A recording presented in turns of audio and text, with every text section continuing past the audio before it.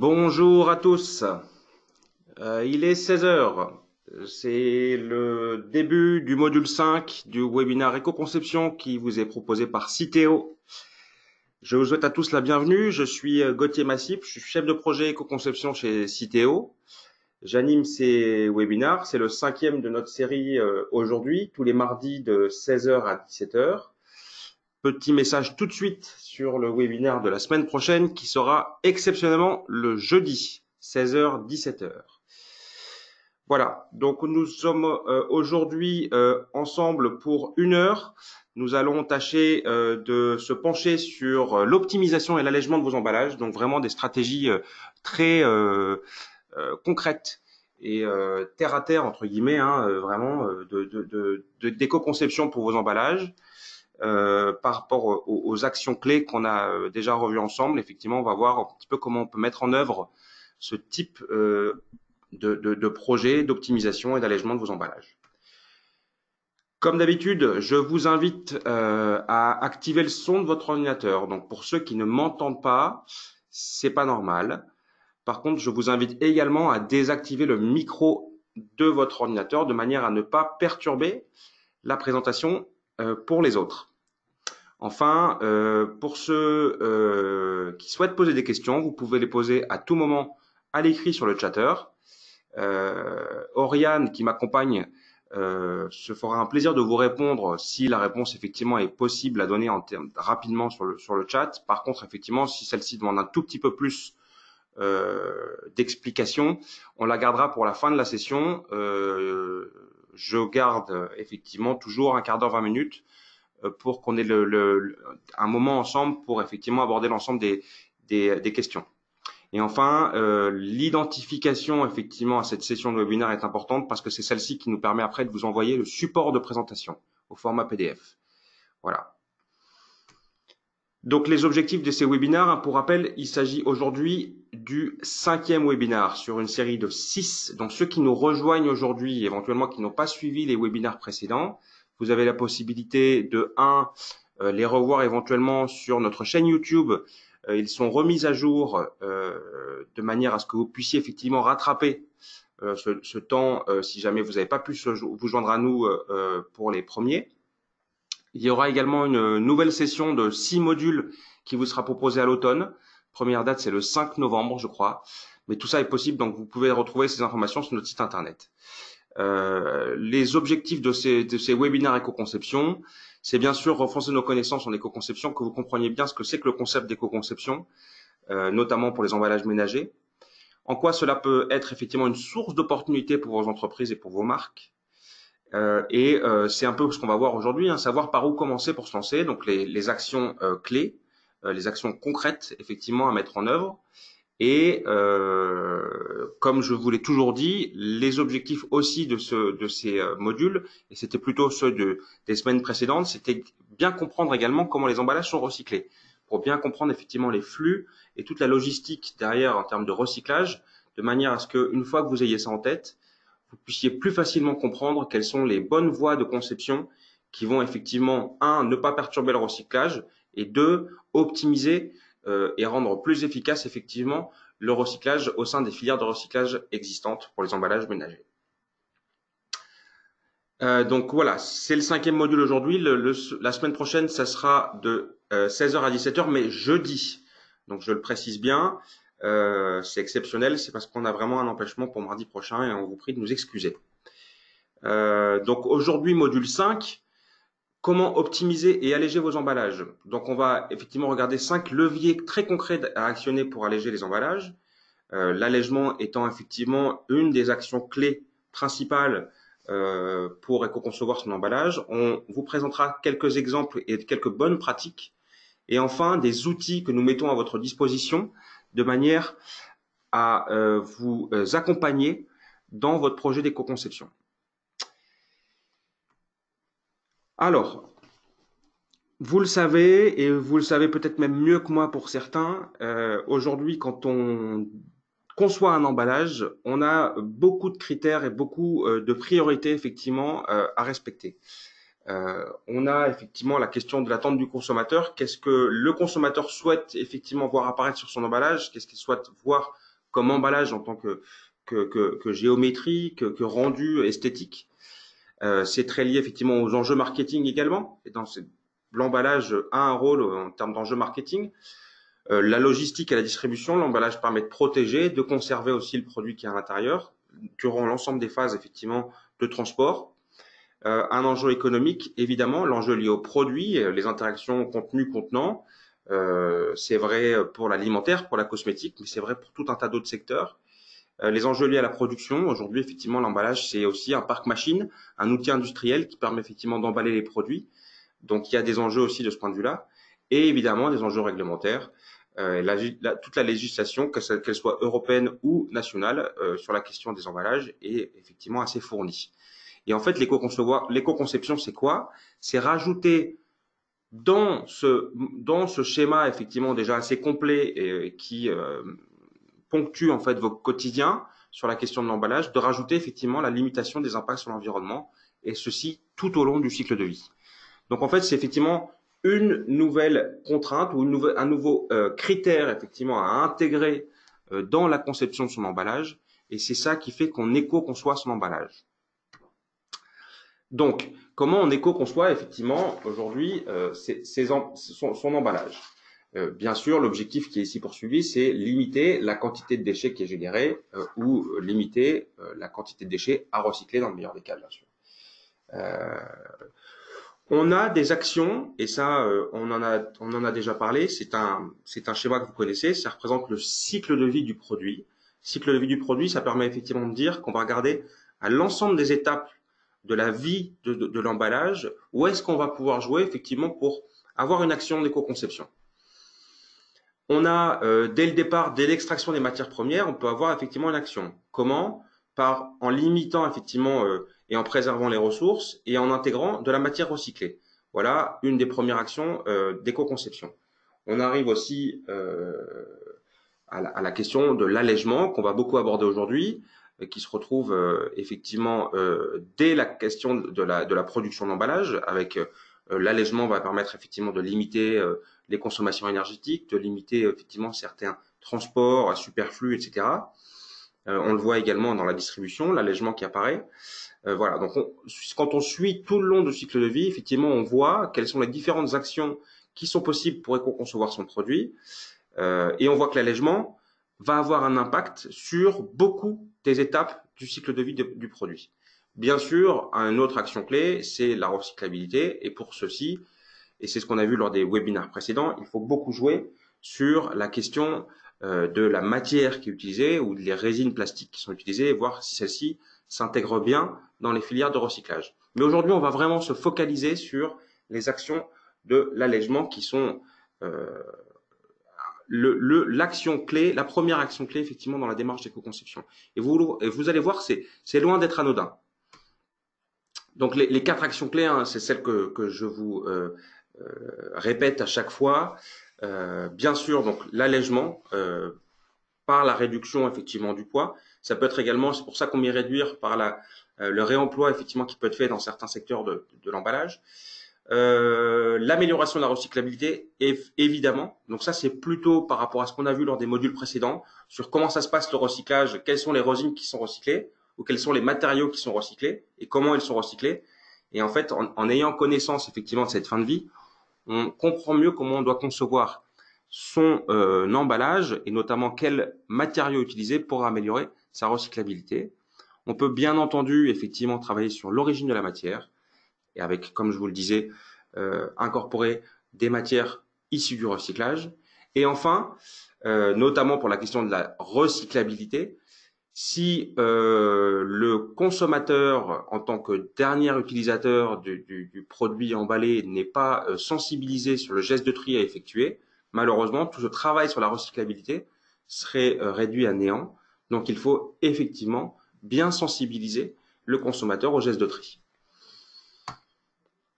En apposant un infotri.vert effectivement qu'on peut vous proposer. Donc ça, c'est effectivement la manière, ou en tout cas le service qu'on vous rend effectivement pour l'infotri et la sensibilisation du consommateur. Donc, comment optimiser son emballage? Alors, son système d'emballage, pour être allégé, on peut jouer sur 5 critères principaux. Bien entendu, je veux en aucun cas vous faire, je veux en aucun cas que vous compreniez que je vous dis quelque chose que vous ne feriez pas jusqu'à présent. Évidemment, je me doute bien que c'est des choses que vous faites déjà parce que vous souhaitez effectivement maîtriser vos coûts, notamment vos coûts de matières premières. Donc, l'allègement de votre système d'emballage, c'est effectivement potentiellement quelque chose que vous faites au quotidien. Mais j'aimerais revenir avec vous sur certains points clés et éventuellement sur des choses auxquelles vous ne penseriez pas en premier abord et qui pourraient vous permettre d'aller encore plus loin effectivement dans cette diminution et cet allègement. Donc le premier point, c'est la question de l'épaisseur. On va voir, on va y revenir avec tout un tas d'exemples très concrets. Une diminution d'épaisseur, ne serait-ce que effectivement infime, permet effectivement sur des unités de production, des unités produites très nombreuses, de gagner au final des quantités de matière qui sont non négligeables. Et ça fait ça en moins, effectivement, en termes de déchets également, à recycler et à traiter. En optimisant les dimensions aussi, on peut revoir effectivement quelle est la géométrie de mon emballage de manière à optimiser les dimensions et notamment éviter au maximum le vide dans mon emballage. On peut également optimiser le design de son emballage, ça rejoint un petit peu les premiers points.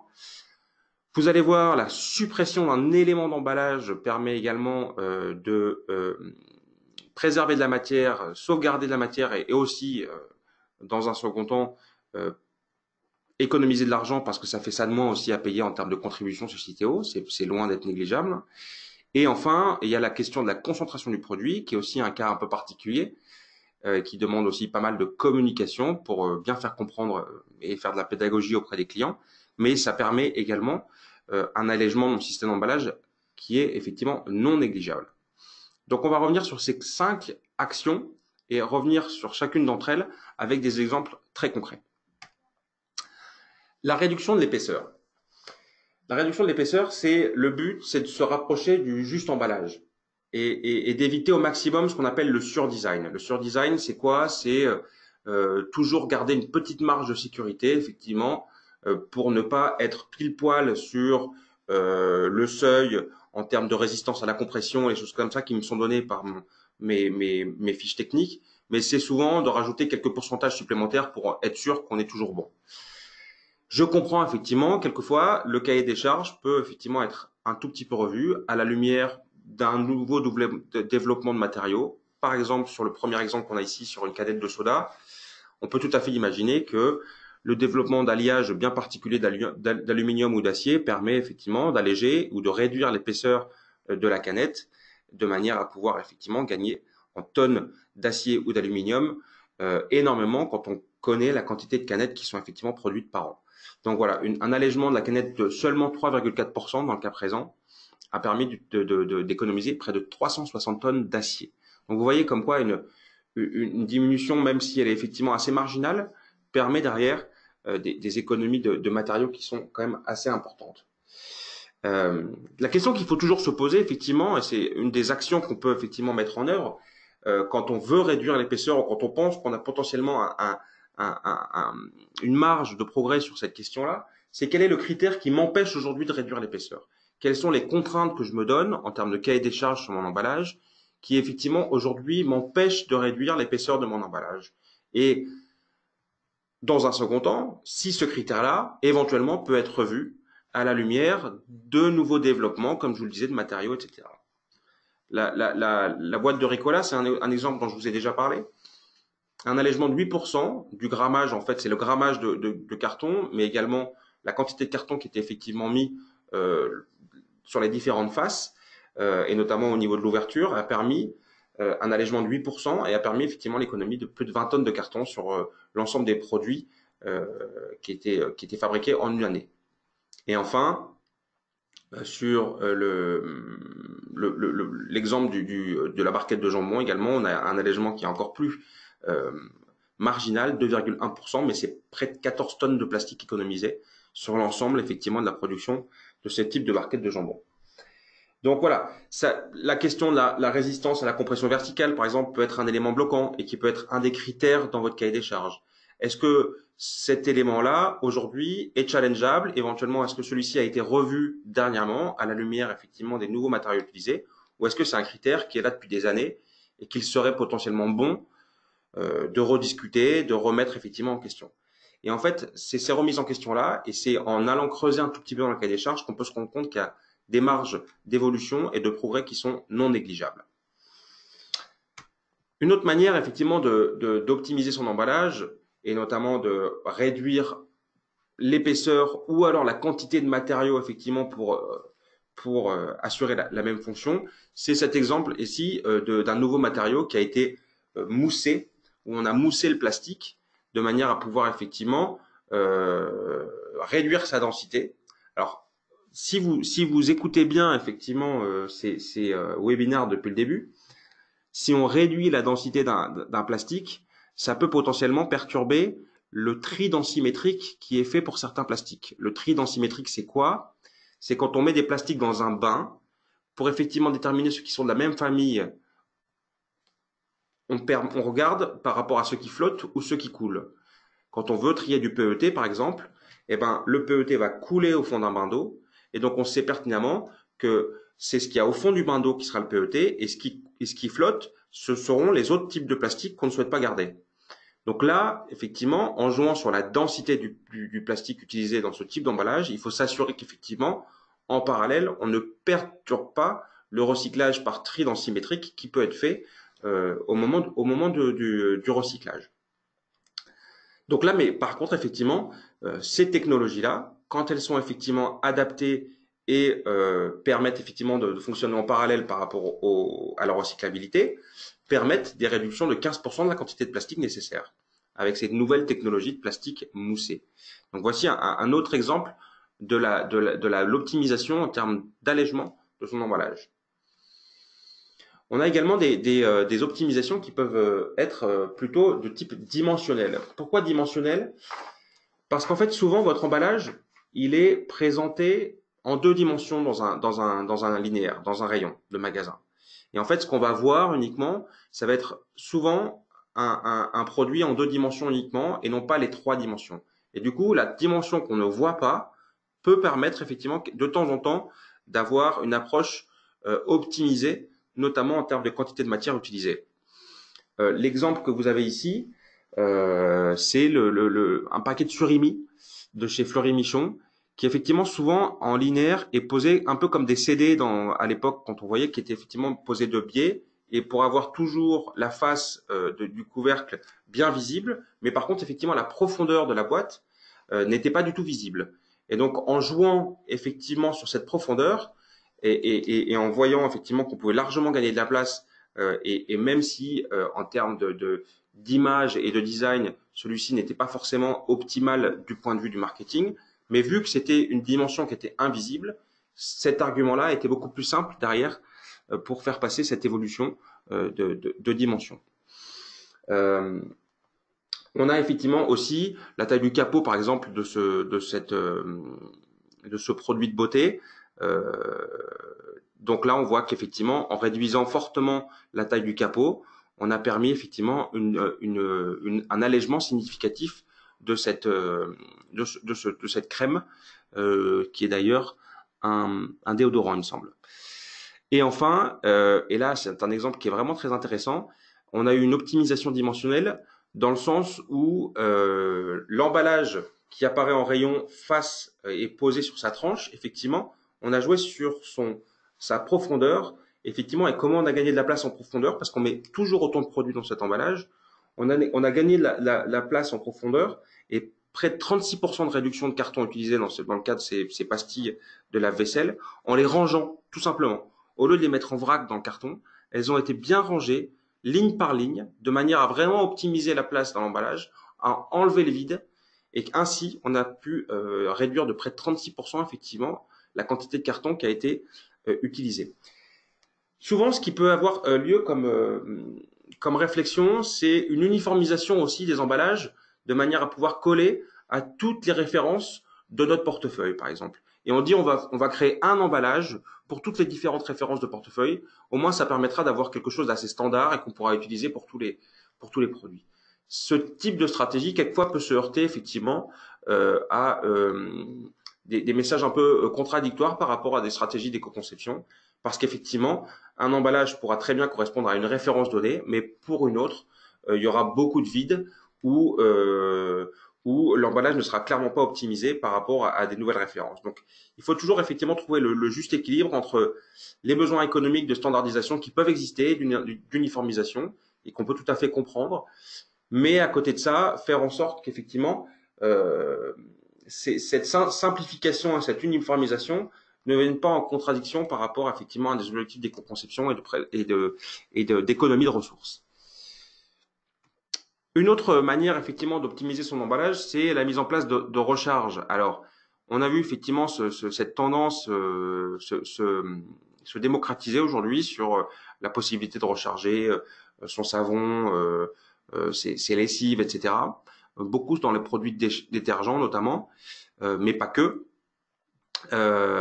Cette tendance effectivement est très intéressante. Après, effectivement, il faut toujours regarder est-ce que l'économie ou la diminution des impacts environnementaux qui est effectivement la conséquence de la mise en place de cette recharge se justifie suffisamment parce que souvent, qui dit mise en place d'une recharge dit malheureusement souvent un produit qui est souple et qui n'est pas forcément recyclable. Si vous avez également suivi les webinaires précédents, vous savez que dans les filières de recyclage existantes, on a ce qu'on appelle les rigides, donc c'est-à-dire les matériaux qui sont creux avec une géométrie, qui sont rigides, solides, typiquement les flacons qu'on voit sur votre gauche. Ces emballages-là ont effectivement une filière de recyclage. A contrario, les emballages souples, qui sont complexes, c'est-à-dire composés de plusieurs matériaux, n'ont pas de filière de recyclage. Il y a seulement le souple de polyéthylène qui a une filière de recyclage aujourd'hui en France. Et donc souvent, en fait, la mise en place de recharge, ça donne la mise en place de produits qui ne sont pas forcément recyclables. Mais quelquefois, la diminution tellement importante des impacts environnementaux due à la mise en place de cette recharge peut potentiellement justifier la solution de valorisation énergétique qu'on donne effectivement en termes de fin de vie à ces emballages, au contraire de l'emballage original qui était pour le coup, lui, recyclable sous forme de matière. Voilà. Donc c'est un juste équilibre à trouver entre est-ce que ma recharge permet une diminution tellement importante de mes impacts environnementaux que je peux éventuellement faire un trait sur sa recyclabilité. Mais je pense qu'on peut aussi tout à fait combiner les deux. Après, il y a effectivement la modification du design. Et là, on a des exemples qui sont hyper intéressants avec cette bouteille d'eau et ce plat tout préparé. La bouteille d'eau, je vais peut-être vous apprendre quelque chose. En tout cas, moi, c'est quelque chose que j'ai appris en arrivant chez Citeo. C'est que l'ensemble de ces géométries et ces changements d'angle et ces creux qu'on peut voir effectivement dans les bouteilles d'eau ne sont là en fait que pour apporter du renfort dans la bouteille. Et en fait, plus on a des changements d'angle et de ce type de creux et de géométrie, plus effectivement on va pouvoir se permettre de réduire l'épaisseur du PET utilisé dans la bouteille, car celui-ci effectivement va être plus résistant à la compression du fait de ces géométries et de ces changements d'angle. Et donc on voit effectivement la modification de la géométrie de cette bouteille d'eau minérale, avec notamment ce goulot un peu bien particulier qui permet aussi une meilleure prise en main et qui a permis de réduire de manière très importante effectivement la quantité de PET utilisée pour la production de la préforme, c'est-à-dire l'emballage qui va être transporté jusqu'à chez l'embouteilleur et qui va être ensuite soufflé et qui va donner ce type de bouteille. On a dans les plats préparés ici l'exemple également d'un plat qui, au lieu d'avoir un cartonnage qui englobe l'ensemble du produit, ça va être un cartonnage qui effectivement vient plus ou moins se marier à la forme ronde du produit préparé, de manière à ce qu'il puisse effectivement avoir l'ensemble des éléments esthétiques et visuels sur ce carton, mais qui va permettre une réduction très importante effectivement du carton utilisé parce qu'on va réduire très largement effectivement la taille de ce carton. Et deux autres exemples, un sur un produit de bébé où on voit effectivement qu'il y a une modification du type d'ouverture et du type de plastique utilisé, et sur la carafe d'eau Brita, où on a là effectivement une modification assez importante du packaging, qui va potentiellement impliquer derrière des difficultés ou en tout cas un challenge au niveau de la logistique et du transport, parce qu'on voit bien effectivement qu'un carton bien parallépipédique est beaucoup plus simple à empiler effectivement que ce type de nouvel emballage qui vient juste entourer dans la hauteur effectivement la carafe filtre. Mais Brita, a priori, a trouvé un moyen pour faire en sorte que ce nouvel emballage puisse trouver aussi ses solutions en termes de logistique et de transport. Et ça aussi a permis une diminution très importante, effectivement, encore une fois, du cartonnage utilisé. Donc voilà, c'est des choses qui peuvent paraître assez basiques, effectivement, hein, mais qui donnent, à la fin du fin, des économies de matière qui sont loin d'être négligeables. Encore une fois, d'autres exemples effectivement de recharge qu'on peut retrouver aujourd'hui sur le marché avec des quantités de matière qui effectivement étaient économisées, qui vont jusqu'à 90%. Et donc vous imaginez bien qu'effectivement en termes d'impact environnementaux, quand on arrive à économiser 90% de la matière, eh ben on a des résultats qui sont hyper intéressants. Encore une fois, dans la question de l'optimisation de son emballage, on a la possibilité effectivement de jouer sur le design et la mise en place de recharge. Et ceci se retrouve dans des secteurs qui jusqu'à présent, effectivement, n'étaient pas forcément concernés par ce type d'initiative. Je pense notamment au secteur du luxe, qui effectivement, depuis un certain temps, propose effectivement pour certaines gammes de produits des solutions qui sont rechargeables. Alors souvent, ce qui se passe, c'est on vous change la petite réserve effectivement qui est encapsulée dans le bel emballage. Le bel emballage, vous le gardez et on vous change uniquement la petite réserve. C'est ce qui est proposé effectivement dans plusieurs gammes ou plusieurs marques de produits de luxe. On le trouve également dans les produits détergents où on a vu effectivement la mise en place de recharge également, parce que souvent des produits détergents c'est beaucoup d'eau. Et en fait, on vous propose, avec des systèmes de recharge qui sont clipsés sur le pistolet effectivement distributeur, de renouveler effectivement notre produit détergent grâce à une recharge solide qui vient finalement se diluer dans l'eau qu'on aura nous-mêmes rajouté. Voilà, donc c'est vraiment tout un tas de solutions, de stratégies, d'initiatives qui sont proposées et qui sont pour certaines effectivement adoptées. Pour d'autres, c'est des essais, des tentatives qui peuvent donner lieu quelquefois à on revient un peu en arrière parce que ça ne prend pas chez certains clients, etc. Mais en tout cas, on peut souligner le fait que il y a des essais et des expérimentations qui sont faites. Et pour tout un tas de produits, ces expérimentations d'ailleurs perdurent encore aujourd'hui. L'autre manière effectivement d'optimiser son emballage, c'est ce qu'on avait dit, de supprimer effectivement certains éléments d'emballage. Donc là, on voit bien, alors on a 3 exemples sur cette slide. Le premier, c'est un sac de crayon de couleur où on a réussi à supprimer l'intégralité du plastique en PVC. En plus, c'était un plastique en PVC. Là encore, si vous avez bien suivi le webinaire de la semaine dernière, vous savez que le PVC, notamment dans l'emballage ménager, on tâche vraiment de s'en débarrasser aujourd'hui, notamment parce qu'on a des soucis en termes de valorisation énergétique du PVC et des dégagements gazeux qui peut occasionner. Donc là, on a réussi effectivement à faire en sorte qu'on supprime complètement l'emballage en plastique PVC et ne garder que l'emballage en carton. Et donc, on a un allègement de 48% du packaging dans son ensemble et avec une suppression totale du PVC. Donc là, c'est vraiment un exemple très clair et très concret.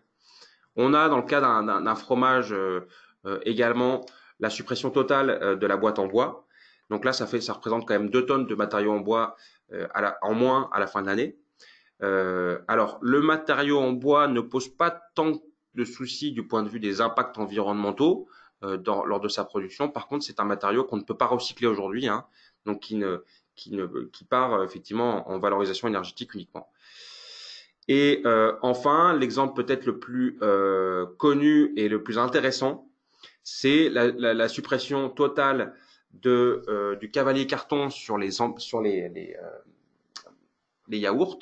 Et donc là, on voit effectivement qu'on a dû trouver des solutions à la fois pour le transport, parce qu'effectivement, l'air de rien, ce cavalier carton permet aussi d'assurer des fonctions logistiques et notamment de simplicité de transport. Il a fallu renforcer du coup tout le pack de 4 quand on n'avait plus le cavalier carton, de faire en sorte qu'effectivement ces 4 yaourts restaient bien solidaires. Et bien entendu, le cavalier carton représentait une surface de communication importante et il a fallu faire en sorte de trouver une solution également pour remettre l'ensemble des informations qui étaient présentes sur ce cavalier carton sur les yaourts. Et ceci a été fait grâce à les nouveaux yaourts sont désormais chacun différents les uns des autres et avec des informations qui sont différentes et qui permettent de multiplier par 4 du coup l'information qui est mise sur ce lot de 4 yaourts. Voilà, donc c'est une modification un tout petit peu de la réflexion qui était faite autour de cet emballage et qui a permis, cette modification globale qui a permis effectivement une suppression d'une unité d'emballage et une économie de matériaux très intéressante. Comment optimiser un emballage? Ça peut être également la concentration du produit. Donc là, il y a un exemple que vous connaissez tous très bien, c'est l'exemple du déodorant. Alors, le déodorant, effectivement, est très intéressant du point de vue de la compression, parce qu'on a bien vu qu'effectivement, désormais, c'est pratiquement la référence, le déodorant compressé.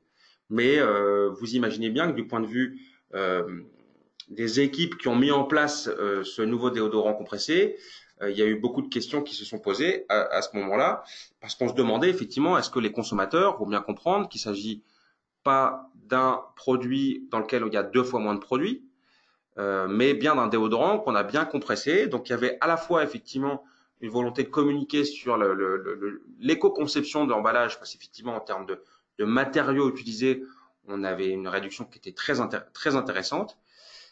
Et par contre, effectivement, il y avait une sensibilisation à faire auprès du consommateur, de manière à ce que cette concentration soit bien compris, que également on le comprenne, qu'on a joué également sur le diffuseur, de manière à ce que son geste ne soit pas perturbé. Il pourra continuer à mettre du déodorant comme il a toujours mis du déodorant, c'est-à-dire qu'en appuyant toujours le même temps sur le diffuseur, et ben finalement on a la même quantité de produit qui nous est mis sur le corps. Voilà, donc c'était toute cette pédagogie effectivement à prendre en compte. Et en plus de ça, l'entreprise qui a effectivement conçu, ou en tout cas mis sur le marché pour la première fois effectivement ce déodorant compressé, a en plus partagé le brevet avec l'ensemble de ses concurrents, de manière à ce que sur les rayons, elle ne se retrouve pas toute seule, avoir un déodorant qui soit effectivement plus petit que les autres, qui pour le coup visuellement aurait donné une impression d'un produit effectivement aussi cher que les autres et pour le coup beaucoup moins rempli. Voilà, donc et on a vu du coup ces initiatives-là arriver dans d'autres types de produits, avec par exemple des produits de douche, par exemple chez Yves Rocher, ou des produits détergents, où là on avait également pour un produit détergent de la maison, Monsieur Propre, on avait complètement un changement de bouchon verseur, de manière à vraiment adapter ce nouveau produit très concentré et faire en sorte qu'effectivement l'utilisation chez le consommateur ne soit pas complètement perturbée. Mais en tout cas, ça permet d'avoir des économies de matière pour l'emballage qui sont, encore une fois, très intéressantes. Donc voilà, en résumé, hein, si on doit reprendre un petit peu les messages principaux, c'est 5 leviers hyper importants: la diminution de l'épaisseur, l'optimisation du design, l'optimisation des dimensions, la suppression d'un élément d'emballage quand il y a effectivement un élément qui est possible à enlever, et la concentration du produit. Il y a un autre élément sur lequel je voulais revenir avec vous, c'est la question des ancrages.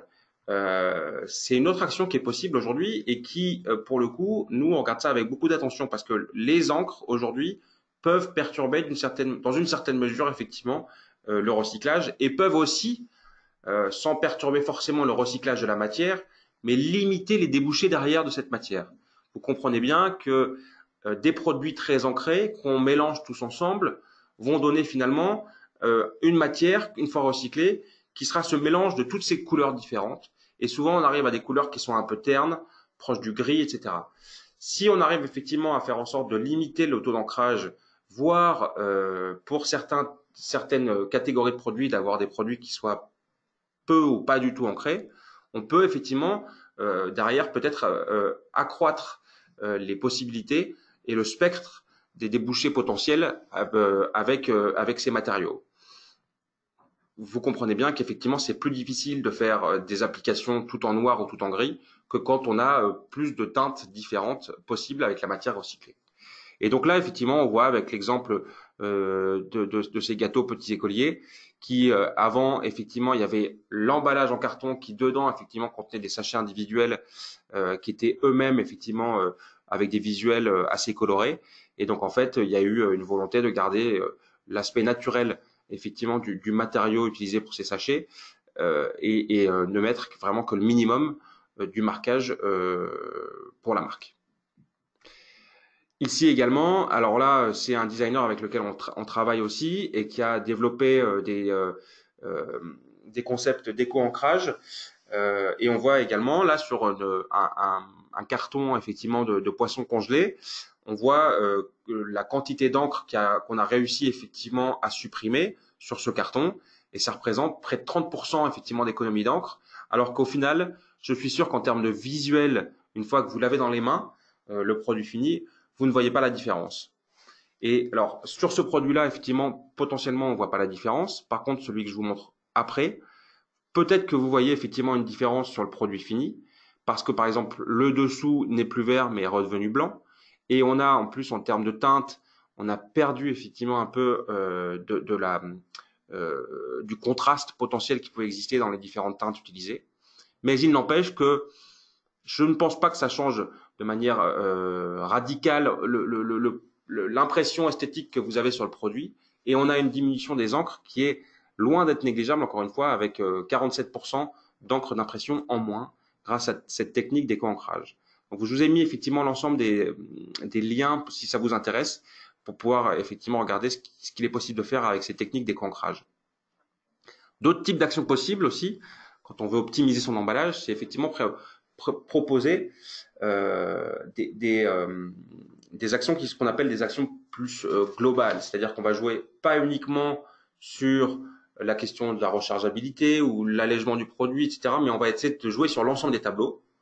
Et donc là, vous voyez effectivement qu'on a un exemple d'une démarche globale très intéressante de chez Clarins, où on a à la fois la stratégie de rechargeabilité qui est proposée. On a une eau dynamisante, donc c'est un produit de beauté, hein, donc assez luxe, qu'on propose effectivement de recharger. Donc souvent dans ce cas-là, soit on propose de recharger le même type d'emballage, soit on vous propose effectivement de garder votre emballage pour le relaver et on vous en redonne un qui a déjà potentiellement été utilisé mais qu'on a relavé. Donc ça peut être, ou alors vous prenez le même, enfin ça dépend, mais le principe c'est de ne pas reproduire un emballage à chaque nouveau produit, effectivement, enfin, à chaque nouvelle recharge qu'on veut mettre dans notre produit. On a un flacon dissociable, donc là effectivement ça va au-delà de ce que nous on préconise, mais c'est très bien, c'est-à-dire qu'on peut effectivement séparer le pot qui est en verre avec sa pompe qui potentiellement est multimatériaux et qui pourrait potentiellement perturber le recyclage du verre si elle reste accrochée. Donc ça c'est très bien. On a un emballage allégé, pourquoi? Parce que sur le carton d'emballage, au lieu d'avoir une notice explicative, on a réussi à imprimer l'ensemble de cette notice sur l'intérieur du cartonnage. Donc ça permet effectivement de supprimer un élément d'emballage et de faire en sorte qu'on ait moins de papier et de carton utilisé. Et enfin, notamment l'aspect dissociable du flacon, etc., permet effectivement d'avoir un message en termes de geste de tri qui est assez porteur avec le carton dans la poubelle jaune, le verre dans la poubelle du vert et la pompe et ses multi-éléments qui finit dans la poubelle tout venant. Donc voilà, on a une démarche qui était globale, qui était assez intéressante du point de vue de ce produit de luxe. Et enfin, bien entendu, donc là, on l'a vu hein, dans l'emballage rechargeable de ces Clarins, on est proche effectivement de la consigne. Alors la consigne, évidemment, ça fait partie des solutions qu'on regarde avec beaucoup d'attention. La consigne, c'est une stratégie aussi de réduction et de préservation de ressources parce qu'effectivement, on peut utiliser, alors ça peut être d'ailleurs une consigne pour recyclage ou pour réutilisation, hein, mais dans le cas de consigne, dans les deux cas, il faut effectivement faire très attention aux impacts dus aux phases de transport, que ce soit les transports et le lavage dans le cadre d'une consigne pour réutilisation, mais le transport du consommateur vers le lieu effectivement de consigne pour la partie vraiment où je ramène mon emballage parce qu'il est consigné. Et là, on voit bien que si les distances sont trop importantes entre les circuits de distribution ou si, en tant que consommateur, à chaque fois, vous devez faire un nombre de kilomètres trop important pour aller jusqu'au dispositif de collecte et pour effectivement retrouver des machines qui vous reprennent vos emballages qui sont consignés. Ben là, on arrive à des contresens en termes environnementaux. Donc là, je vous invite à regarder des notes de position qui existent, notamment de l'ADEME, pour trouver effectivement à quel moment l'emballage consigné est intéressant du point de vue environnemental et au-delà de quelle distance ou de quel seuil, effectivement, son avantage n'est plus si évident que ça. Voilà. Il y a également des entreprises qui proposent d'autres types de solutions qui sont des emballages réutilisables. Donc là, on voit effectivement Lush, ce sont des produits de beauté qui proposent effectivement ce type de coton, d'un foulard un petit peu qui est inspiré d'une tradition japonaise. Donc ça, c'est effectivement le message un petit peu marketing qui était indiqué et avec des propositions effectivement pour le nouer, pour en faire tout un tas d'applications. Alors là, faut bien regarder. Hein. Est-ce que c'est une réelle utilisation et c'est quelque chose de vraiment utile que vous apportez grâce à cet emballage qui est réutilisable, ou est-ce que c'est quelque chose qui ne servira pas forcément très longtemps? Je me rappelle effectivement d'un emballage de yaourt en grès où on disait ça fera un très beau pot pour les crayons. Une fois qu'on a 2 pots de crayons, je pense que c'est compliqué d'avoir besoin de plus de pots de crayons chez soi.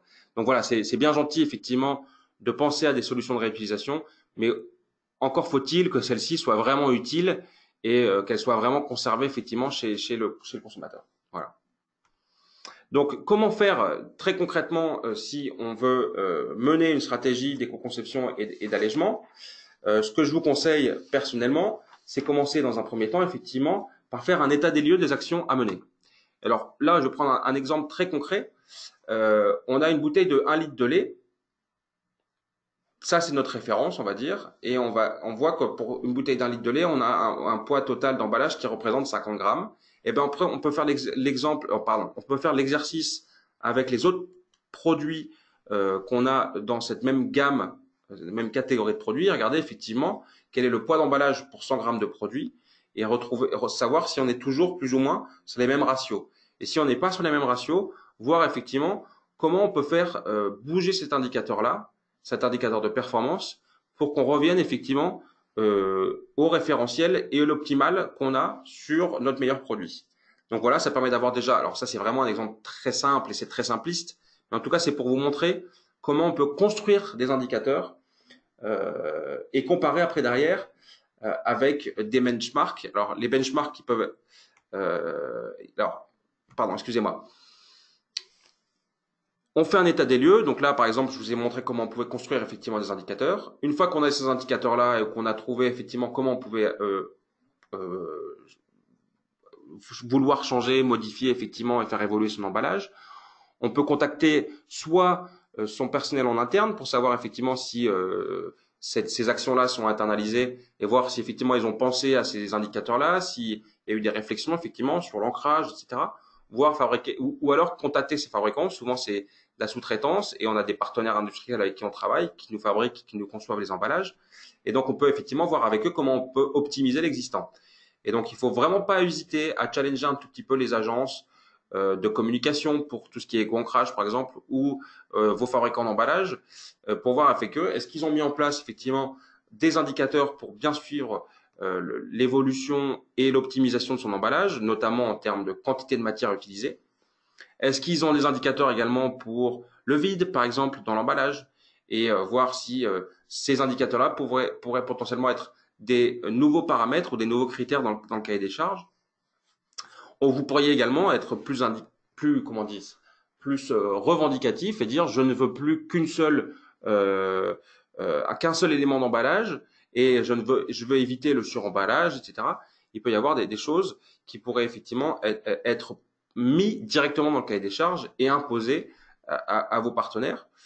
Et en fait, effectivement, cette démarche-là, derrière, peut effectivement être suivie en ayant ces indicateurs-là en tête, en ayant éventuellement regardé, en faisant un benchmark vous-même, hein, je vous invite sur vos produits, vos catégories de produits, allez voir ce que font vos concurrents, vider le produit de vos concurrents, de peser son emballage et de comparer par rapport à ce que vous avez. Donc derrière, ça vous permet effectivement de voir où est-ce que vous vous situez par rapport à vos concurrents et savoir si potentiellement il y a des marges de progrès qui existent encore. Et on peut potentiellement, effectivement, en construisant des indicateurs assez simples, suivre ces indicateurs-là et se fixer des objectifs. Donc ça, c'est le premier outil, hein, mais encore une fois, qui peut être décliné dans tout un tas d'applications, tout un tas de produits et qui potentiellement, effectivement, peut donner lieu à des nouveaux indicateurs que je vous ai pas encore mentionnés. L'autre outil qu'on vous propose ici, c'est un outil en ligne que nous on a et dont je vous ai déjà parlé. C'est l'outil FIL, qui veut dire facilitateur d'éco-conception en ligne, et qui vous permet effectivement très rapidement et de manière intuitive d'avoir un diagnostic complet et un plan d'action personnalisé sur votre emballage. Donc il y a un questionnaire qui est assez simple et intuitif et qui vous permet après derrière d'aller de connaître en fait les différentes pistes d'amélioration potentielles qui peuvent exister sur votre catégorie ou votre typologie d'emballage. Donc voilà, je vous invite vraiment à aller regarder rapidement sur l'outil FIL et voir un petit peu quelles sont les propositions qu'on vous fait sur votre typologie d'emballage et voir effectivement si c'est des choses auxquelles vous avez déjà pensé et sur lesquelles vous avez déjà pas mal avancé ou si pour le coup c'était complètement hors de votre scope et que ça pourrait effectivement être intéressant de s'y pencher un peu, éventuellement construire un indicateur, se fixer des objectifs, etc., etc.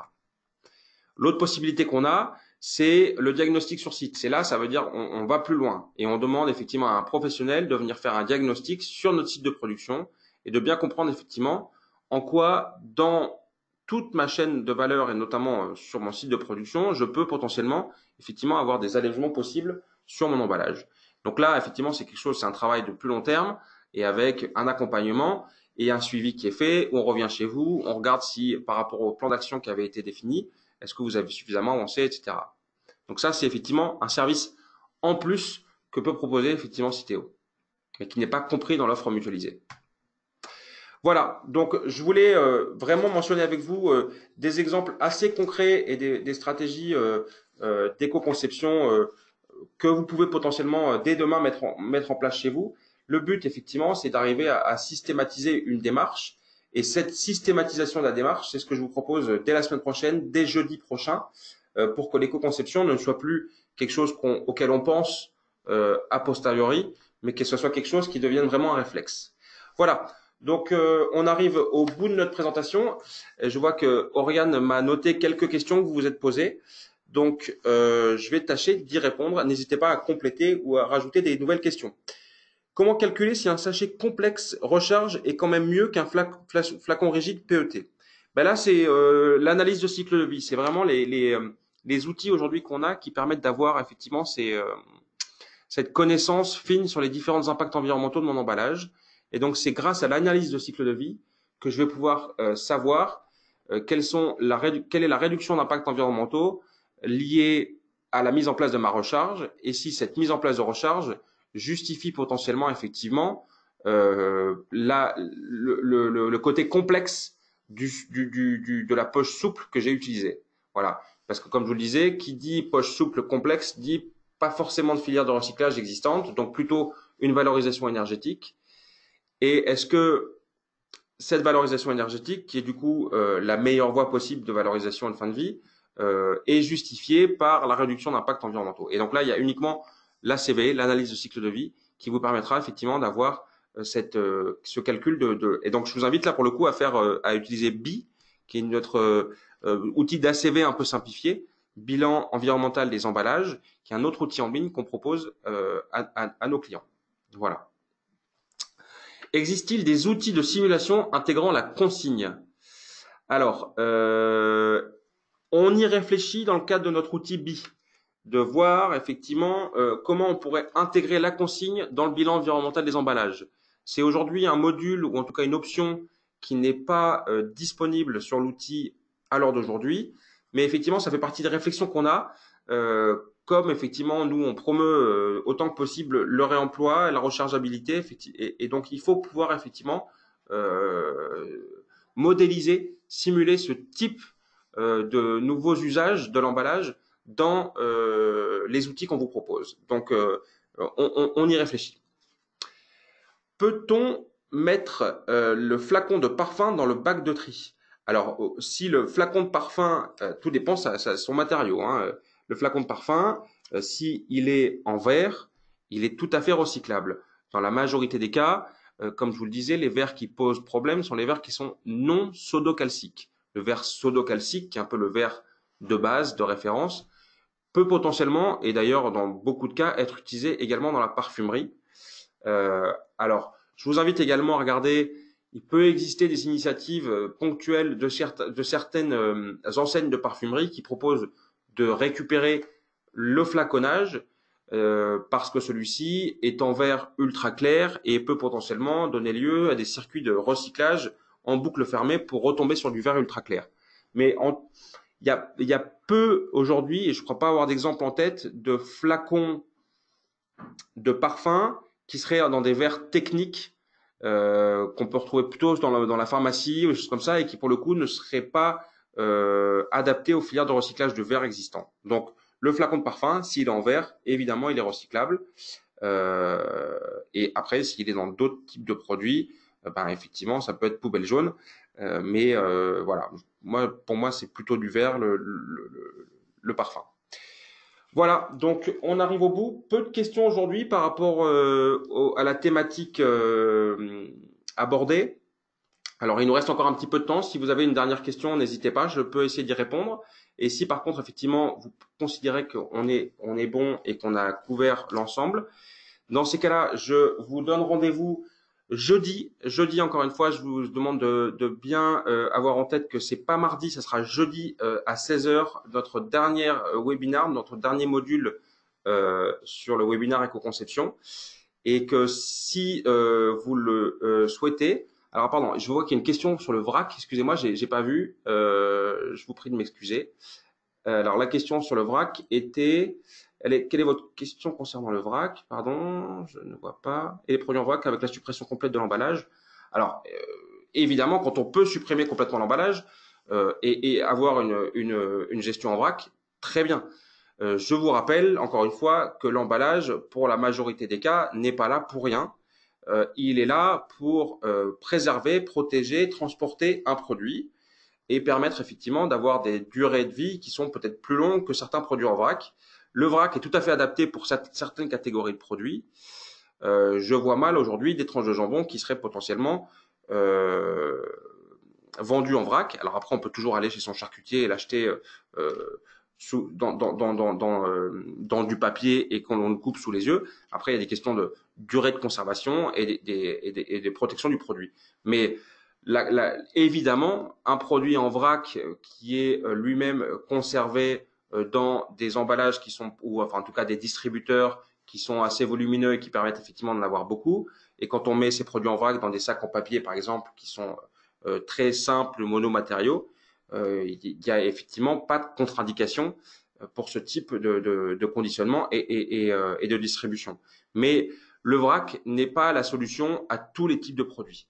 Voilà. Compliqué de faire du vrac pour des produits avec des problématiques sanitaires qui sont assez importantes, pour des produits humides, pour des produits effectivement cosmétiques ou d'autres types d'applications pour lesquelles effectivement ce type d'usage est beaucoup moins répandu. Voilà. Mais alors attendez, et les produits, je ne sais pas s'il y a des réponses par rapport. Y a-t-il des perturbateurs de recyclage sur les bouteilles verre, parfum, métallisation, laquage, etc. Oui, effectivement, hein, il y a des perturbations du recyclage sur les bouteilles de verre, parfum. Alors comme je vous le dis, la majorité des perturbations de recyclage sont plutôt sur. Alors ça peut être le verre utilisé. Donc comme je vous l'ai dit, si le verre effectivement est sodocalcique, il ne pose pas de souci. Après, effectivement, on a de la métallisation qui peut poser un problème.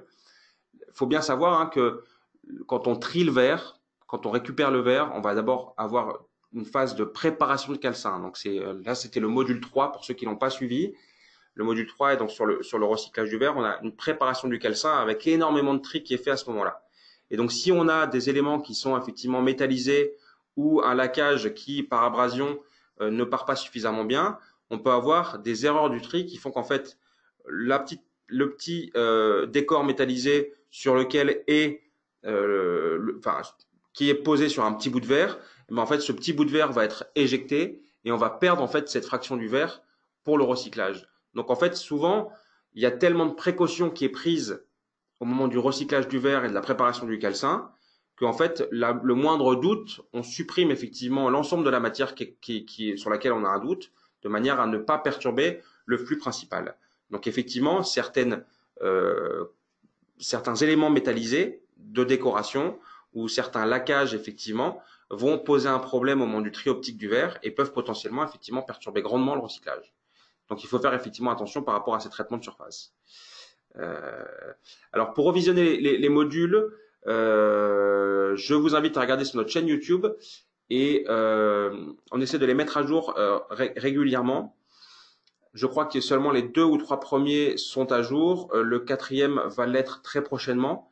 Et je vous invite également, si vous le souhaitez, à revenir vers nous sur la boîte prévention@citeo.com de manière à pouvoir récupérer les anciens modules. Et sinon, si vous êtes bien sûr intéressé par des sessions plus interactives, je vous donne rendez-vous le 5 novembre pour la nouvelle session de 6 modules. D'ici là, je vais vous dire au revoir. Merci beaucoup encore et rendez-vous jeudi prochain à 16 h pour l'ultime module, le module 6 de notre session de webinaire sur l'éco-conception. Merci encore à vous pour votre attention et je vous souhaite une excellente fin de journée et à jeudi. Au revoir.